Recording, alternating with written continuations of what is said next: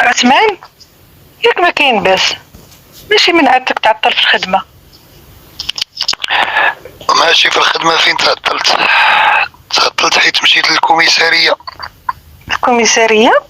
واش ردك الكوميسارية يا ودي؟ ياك ما كاين باس؟ يا ودي شفروا لي الموتور ديالي. شفروا الموتور؟ وإمتى شفروه؟ وكيفاش شفروه؟ وشنو كنتي دير حتى شفروه؟ واش من ساعة شفروه؟ الله يخليك يا جليلة، بحال كملت المحضر مع البوليس وما فيا اللي عاود نفس الاسطوانة هنايا عاوتاني. راه مهلوك وميت بالجوع، والفقصة ديال السرقة الموتور ما خلات لي عقل نفكر. ايوا عاود ليا على الاقل غير شنو وقع حتى شفروا لك هذا الموتور. عرفت ما غادي تفرقي مني حتى تعرفي التفاصيل والشادة والفادة في هاد القصة. غادي نعاود لك وباختصار. كيف تيصار فيه اليوم تيدوز الخلاص ديال الشهر ومشيت للبنك، وكيف كتعرفي تندوز ديما لعند الشباك الاوتوماتيكي نخرج الصالير ديال الشهر. هادشي تا نعرفو وهات من الاخر. المهم وقفت الموتور حدا الشباك الاوتوماتيكي وانا نتلاقى مع الصديق ديالي يوسف اللي بحرجة من المانيا، راك كتعرفيه. يوسف اللي قرا معنا في الجامعة. هو هذاك لالا. المهم حيت شحال هادي ما شفتو تقريبا شي سنين هادي من نهار خرج برا بدينا في الهضره. هاد الموضوع تيجرنا لهاد الموضوع ما عقلناش على الوقت حتى داز. واحد الوقيته صونا البورطابل ديالو وقلت ليه اختو واش سربي راسك. عند هاد اللحظه عاد فكرت حتى انا راه تعطلت. درنا المهم موعد باش نتلاقاو ومشاو في حالو. ومني تيريت الفلوس اللي بغيت من الشباك الاوتوماتيكي ودرت هذاك الرزق في جيبي، جبت السوارت باش نحل الموتور. لقيتي في خبر كان؟ الله علمك الله يا ودي يا لاله جليله.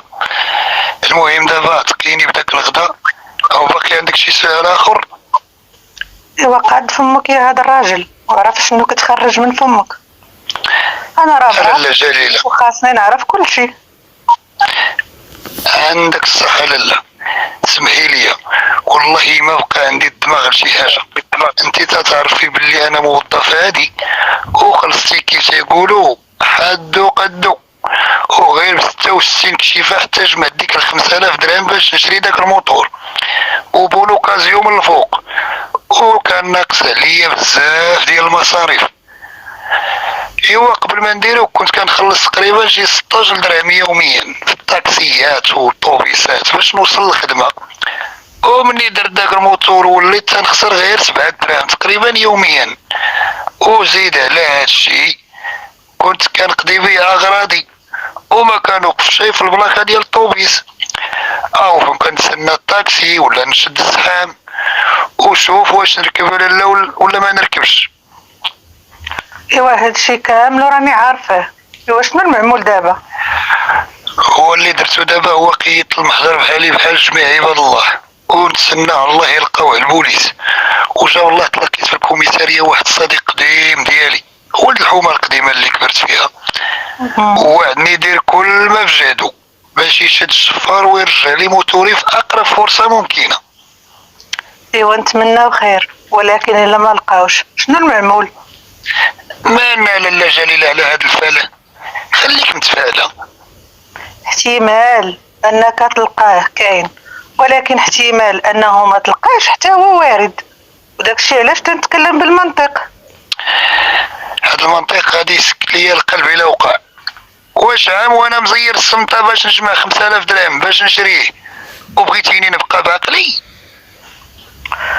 غير تهنى، ما غادي تحماق، ما غادي يوقع لك والو، ولكن خاصنا نعاودو نزيرو السمطة ونديرو سياسة تقشف لمدة سنة باش نشريو موتور اخر.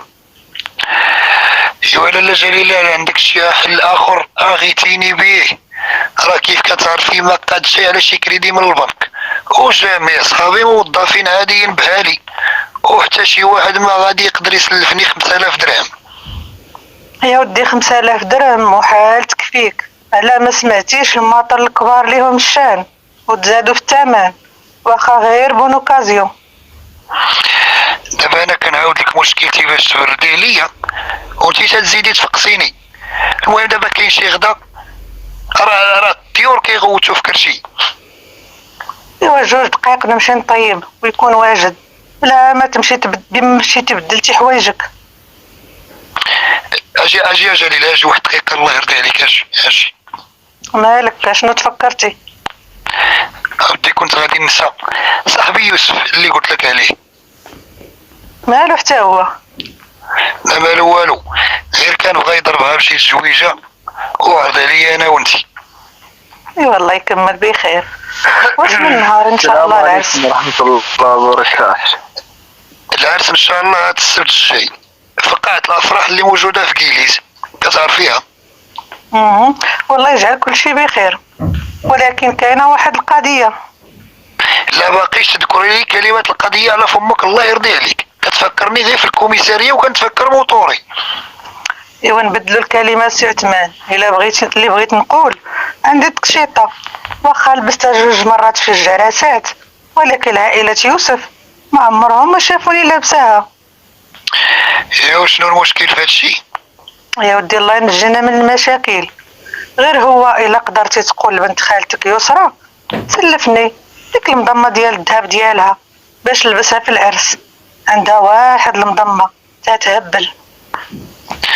ولا مالك لالا ما تمشي عندها انت نيت، ما عندكش لسان ولا انت وراني عليها؟ سيري عندها، وانا كنعرف يسرى ما كنقول شيء لا. ايوا عندك الصح، غدا ان شاء الله نمشي عندها ونطلب ليها المضمه. ودابا يمكن لينا ناكلو ولا باقي غادي تفكري في شي حاجه اخرى؟ بغيتي غير تاكل، خفتي لا تموت، زيد تبعني الكوزينه مولاي. ما عمر غادي تبدلي يا جليله، ديما كتقلبي الهضره قشابه. المهم سيري سبقيني نمشي نغير بدل حوايجي ونمشي.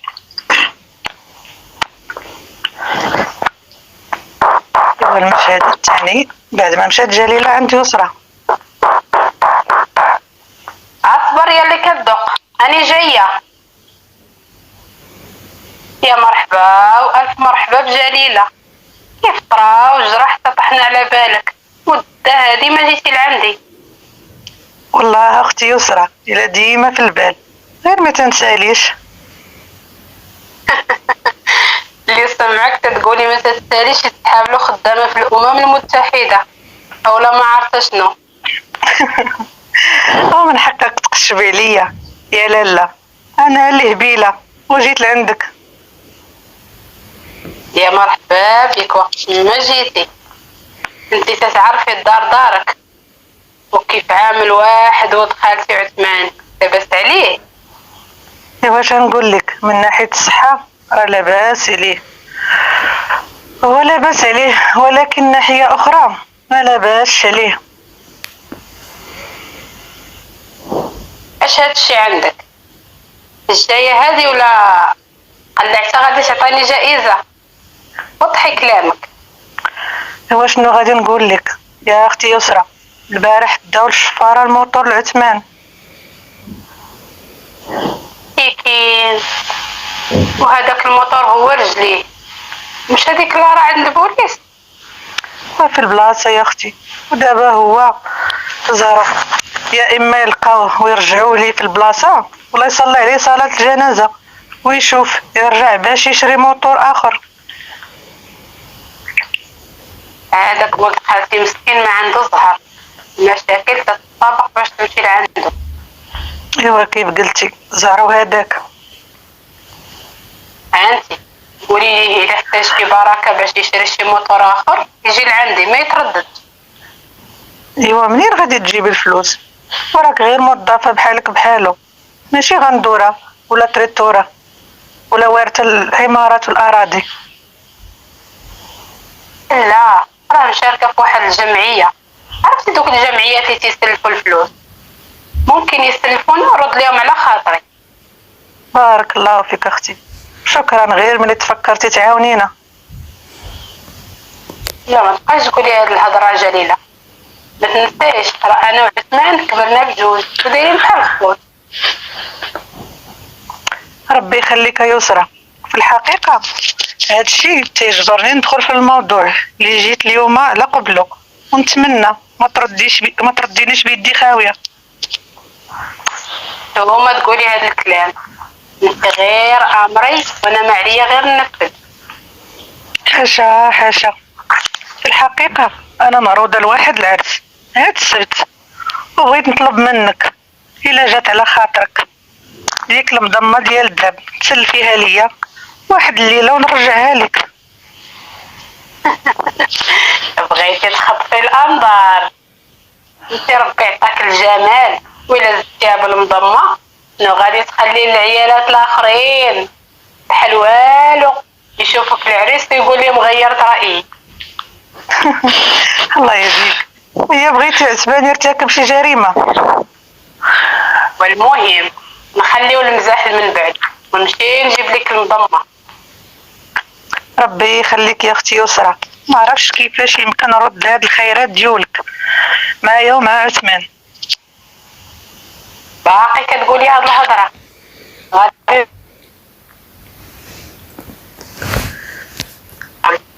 راه تنعتبرك انت وعثمان هو خويا وانت اختي. والله علينا نفس الشعور كنت بادلو. نمشي نجيب لك المضمه.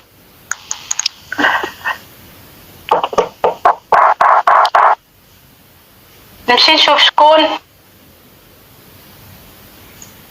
نهار كبير هذا، انت يا عثمان طوال رجليك وجيتي لعندي. عثمان شنو جيت دير هنا؟ ومالك؟ نشوفك فرحان ورحنا معاك.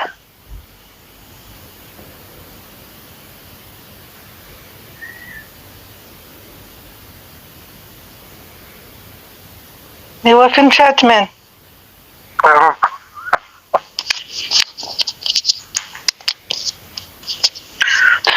وفرحية جليلة، راني لقيت الموتور، والبوليس لقى القبض على واحد العصابة البارح في العشية متخصصة في سرقة الدراجات العادية والنارية. ايوا وعيطوا عليا نشوف واش موتوري ضمن دوك المحجوزات، وفعلا لقيتو يا لالا. الحمد لله الحمد لله. وبهذه المناسبة ما غاديش تمشيو من عندي حتى تتغداو معايا. لا راه ما يمكنش يا يسرى، خاصني نمشي نوجد. انت ما غادي توجدي والو. وزيدون صافي راه قررت وصدر الامر، من بعد الغدا سيري وجدي ما بغيتي. وزيدون الا ما تغديتوش معايا ما غاديش نعطيك المضمه. حرام عليك يا يسرى، راه ما بغيناش نبرفطوك. على لا غير برسطوني، وكيف كيقولوا تعبك راحه. انا بعدا قابل نتغدى هنا، غير قولي لي شنو غادي تغدينا يا لالا يسرى. يا ويلي يا عثمان حشومة، اسكت شوية. الا كاين شي واحد في الدنيا تيحشم من اختو؟ الله يخليك يا يسرى، ديري شويه ديال الماء يطيب، بغيت نتصدى، الظهور قرب يودن. الكوزينه داك وطيب ما بغيتي. انا غادا نمشي لبيت نعاس مع جليله تجبد لي المضله اللي طلبات ليا. يلا يا جليله نمشيو. يلا. المشهد الثالث في البيت جليلة.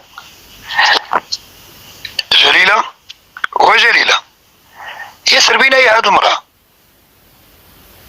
دقيقة وهنا معاك، راه ساليت. ايوا سربي، راه الطاكسي تيتسنى حدا الباب. انا جاية.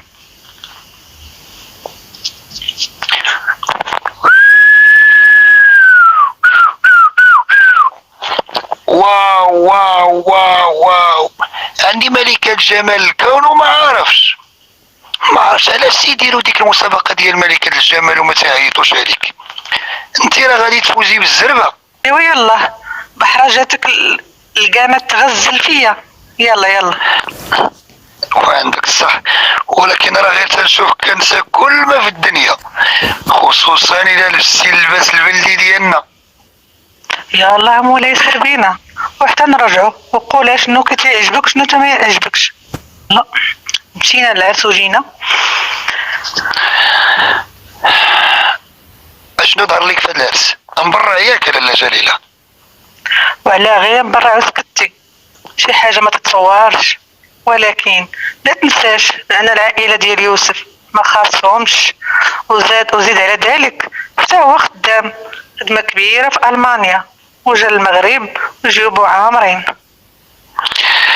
ولكن واخا هكاك هذيك الاوركسترا كانت ناقصه شويه، ماشي تلهي.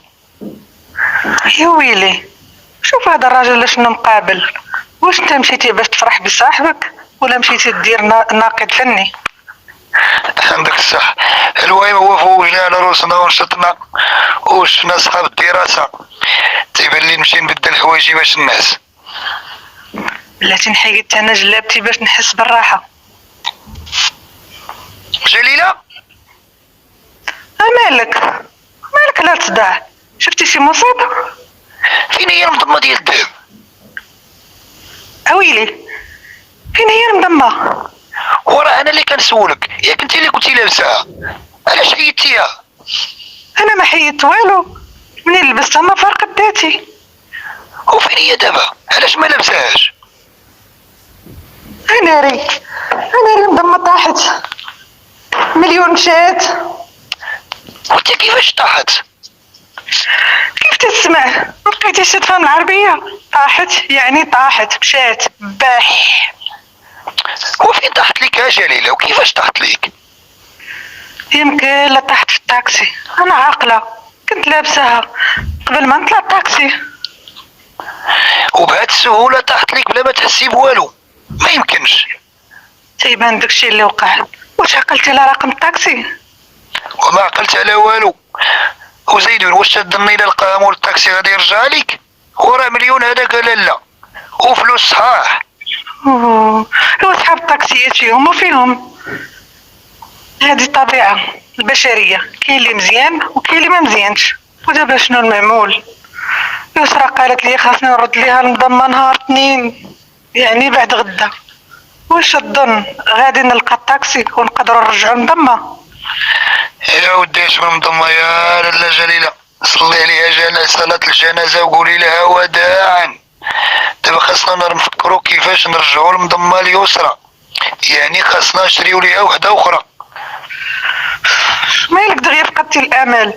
غير سيرتي لمحطة الطاكسيات، راه ربما تشوف الشيفور ديال الطاكسي اللي جابنا وسولو واش شاف المضمة. وفكرت في داك الحل قبل ما تقوليه، ولكن الا ما لقيناش المضمه. الا ما لقيناش المضمة خاصنا نشريو اليسرى مضمه اخرى، يعني خاصنا مليون.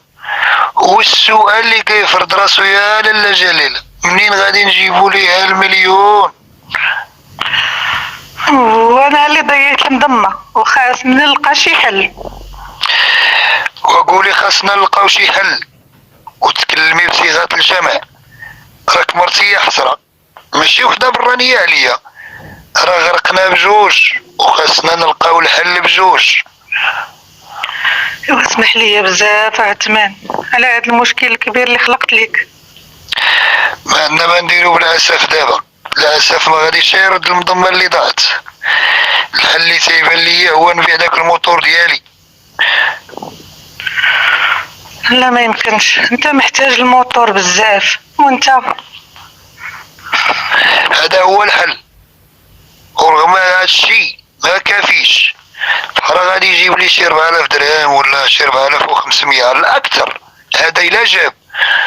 وحنا خاصنا مليون، خاصنا نبيعو التلفازه والثلاجه ونزيد شي بركه عندي في البنك، عاد يمكن نكملو داك المليون وشوف تشوف.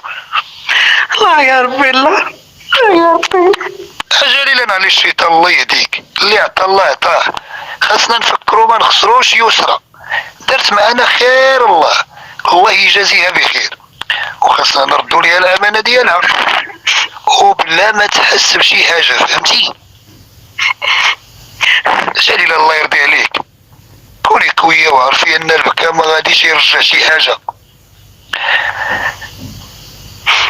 ولكن راه غادي نخسروا الموتور ديالك اللي هو بمثابة رجلين ديولك، وماشي غير الموتور، غادي نخسروا الثلاجة والتلفازة، وهذا تعني إلا وحنا خاصنا نعاودو نشريوهم، وخاصنا نتقشفو نزيرو الصنطة.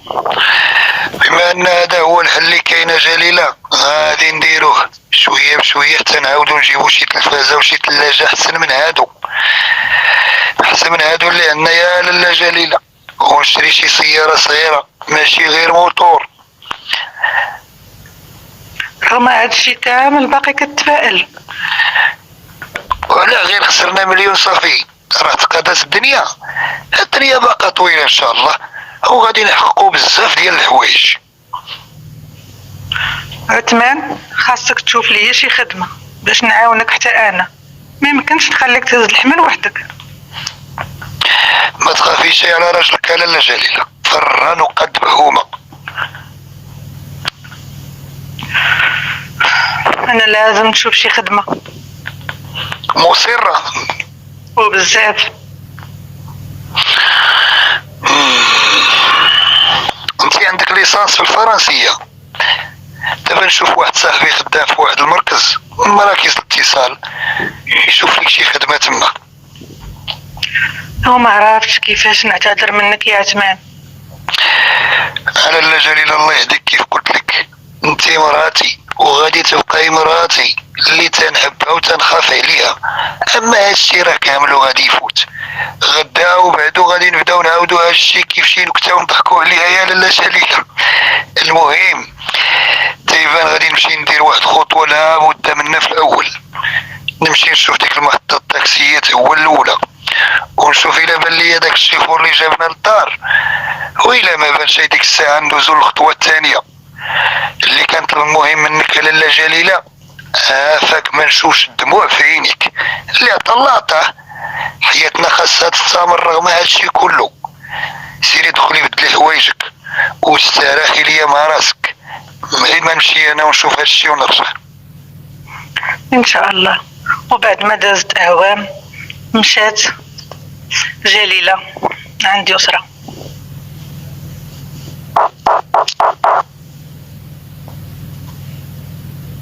يا ألف مرحبا بختي جليلة. حج مبروك والذنب مغفور إن شاء الله. العقبة ليك انت وعثمان، تزوروا حتى نتوما داك المقام العظيم اللي عزيز على كل مسلم ومسلمة. يا ربي امين، اللي يعكس امور، ولكن ما نظنش في الوقت الحالي يمكن نمشيو. عرفتي الظروف المالية ديالنا كيف دايرة. إذا كانت غير النية الله ييسر من عنده الأمور. والله يا أختي جليلة إما كرهت نبقى طول حياتي في ذاك المقام العظيم، تتحسي بواحد الراحة نفسية وواحد القرب من الله سبحانه وتعالى، وتشوفي أجناس مختلفة من جميع القارات وكاملهم تيقولوا كلمة واحدة: لبيك اللهم لبيك. قولي لي يا جليلة، فين خليتي عثمان؟ مالو ما جاش معاك؟ وعلاش ما جبتيش معاك ولدك ياسين؟ مشى يزور واحد صاحبه في الخدمة، مريض مسكين، ودا معاه ياسين، ولكن قال لي نسبقوا لعندك واحد الساعة على أكثر ويكون هنا. ايوا عاودي لي انتي، اش من جديد عندك؟ هاد الشهر كامل اللي غبت عليك فيه. واش نقول لك، ما كاين حتى جديد، كيف خليتينا كيف حنا باقين. غير ربما المسألة اللي ما تتعرفيهاش أنني حاملة مرة أخرى. بارك ومستعود عليك. الله يبارك فيك، ولكن اللي ما كنتش بغيت نجيبو الولد آخر، ولكن ما كناش باغي نجيبو ولد آخر. عرفتي كل شيء، الخلصة ديال عثمان ما تتقدناش حنا بثلاثة، ومنين خرجت أنا من الخدمة باش نقابل ياسين ما بقيتش قدرت لصداع الخدمة. لا تقوليش هادشي، كل واحد يزداد مع رزقه. خلي ثقتك كبيرة في الله، كل شيء غادي يكون على أحسن ما يرام. ونعم بالله. وشنو باقي دار عثمان في ديك الخدمة الجديدة؟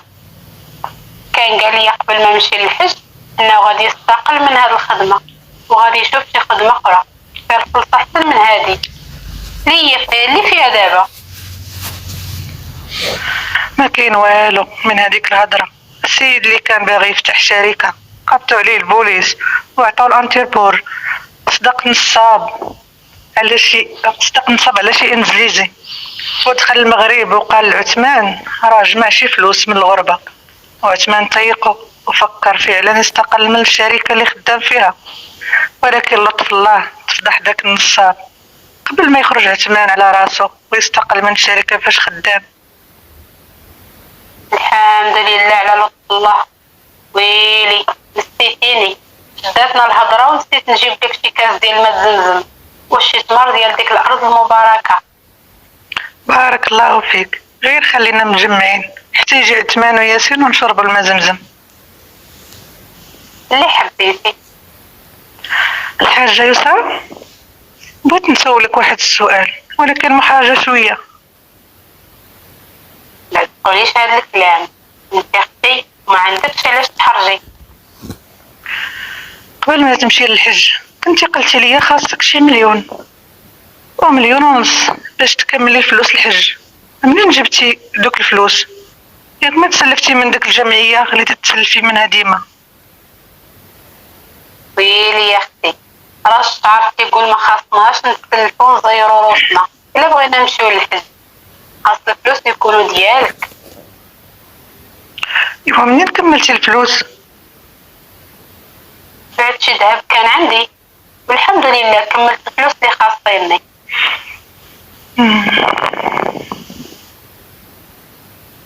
جليلة مالك؟ نشوفك مهمومة وحزينة، ياك ما كاين باه؟ علاش ما فكرتي؟ لا والو. كيفاش والو؟ انا تنشوفك مغايرة وتتقولي لي والو. قولي لي مالك؟ ياك ما عندك شي مشكل مادي غير طلبي وانا نعاونك. بارك الله فيك الحاجه يسرى، الامر ما فيه انه وحيد تذكرت كلمه الذهب فكرت واحد الموضوع عمرني قلتو لك.